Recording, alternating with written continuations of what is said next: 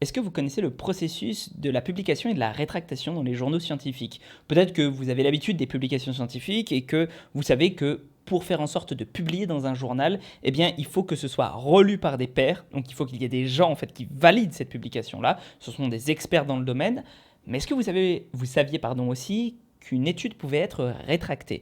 Alors peut-être que oui, parce que lors du Covid, ça a déjà été le cas. On a déjà vu une au moins grosse rétractation dans le journal The Lancet à propos de l'hydroxychloroquine, enfin bon, en tout cas un truc du genre. Je ne sais plus exactement ce que c'était. Bref, en tout cas, c'était une étude très sérieuse qui en fait a été très retirée très très vite parce qu'elle n'était pas très sérieuse finalement.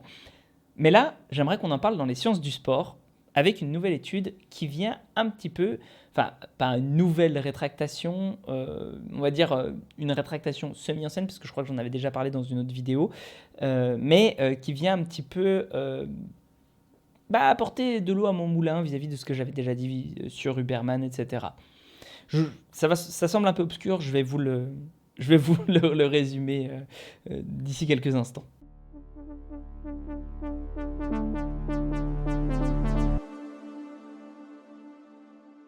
Donc, Impact of Cold Exposure on Life Satisfaction and Physical Composition of Soldiers.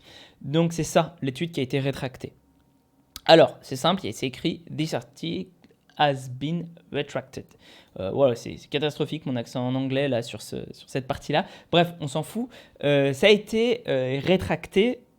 Et qu'est-ce que ça veut dire? Ça veut dire que quand, en fait, l'étude, même quand elle a passé cette vérification par des pairs, eh bien, elle peut toujours être critiquée. Et si elle est vivement critiquée, si on voit qu'il y a des données qui manquent, si les auteurs ne veulent pas donner leurs données, quand on leur demande, si on voit qu'il y a un truc qui est louche, eh bien, elle peut être rétractée. C'est-à-dire que le comité de publication du journal scientifique peut dire non. En fait, cette étude, elle est nulle, on va l'enlever. Et c'est ce qui s'est passé pour cette étude-là.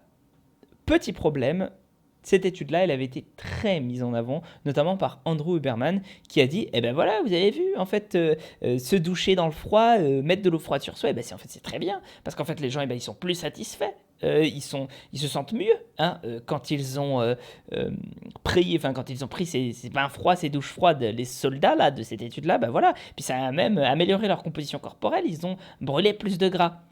Oui, sauf qu'en fait, les données, elles étaient nulles. Donc en fait non. Mais on pourrait se dire, bon, est-ce que c'est un si gros problème que ça? Parce qu'en fait, on s'en fout.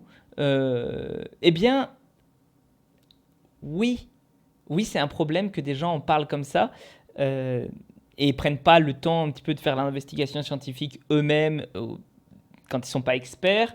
Et en tout cas, ce qui est encore plus un problème, c'est qu'ils ne communiquent pas autour de la rétractation de cette étude-là. Moi, je n'ai pas vu Andrew Huberman dire « Ah oui, bah voilà, cette étude, elle a été rétractée ».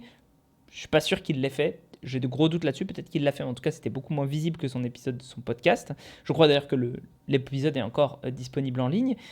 Pourquoi c'est important? Alors, parce que à l'heure actuelle, il y a à peu près, cette rétractation-là, elle a été vue à peu près 700 fois. Ça a été à peu près téléchargé 151 fois. Donc le PDF a été téléchargé 151 fois. Voilà, on peut se dire, oh, c'est un gros chiffre quand même, beaucoup de monde qui est au courant qu'elle a été rétractée, cette étude-là.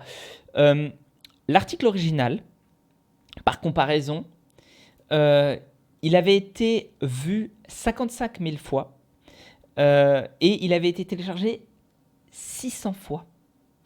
C'est énorme. C'est énorme. Voilà. En fait, c'est un article qui a fait beaucoup de bruit et la rétractation, elle fait pas beaucoup de bruit parce que c'est moins vendeur, parce qu'il y a moins de trouvailles incroyables. Puis les gens qui ont construit leur boniment là-dessus, ils le mettent pas en avant en fait. Et ça, c'est un vrai problème. Donc, c'est pour ça qu'il faut faire très attention à la qualité des sources scientifiques. Peut-être que bientôt, je vais recevoir mon ami Nathanaël Larigaldi, qui lui est spécialisé dans la métascience et notamment essayer d'un petit peu trouver les failles statistiques dans des études. Je l'ai mis sur le cas d'une étude en fait qui est particulière sur le vinaigre de cidre, qui montre que le vinaigre de cidre semblerait être aussi efficace que des produits dopants pour la perte de gras, ce qui semble un peu tiré par les cheveux. Donc peut-être qu'on va le faire intervenir dans une vidéo comme ça, on va en discuter ensemble.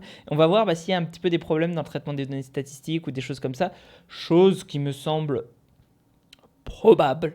Voilà, je n'en suis pas sûr, ça peut être juste voilà, un truc qui s'est passé et qui est fou et en fait il y a un résultat spectaculaire par hasard. Mais tout de même, je suis sceptique. Voilà. Et puis on va parler des malpratiques scientifiques, comment les repérer, etc. Si ça vous intéresse, hein, n'hésitez pas à le dire. Voilà, ce sera peut-être un format un peu plus long, un petit peu plus spontané, quoique ces vidéos-là sont spontanées. N'hésitez pas à me le dire. En tout cas, prenez soin de vous et puis on se retrouve pour une prochaine vidéo.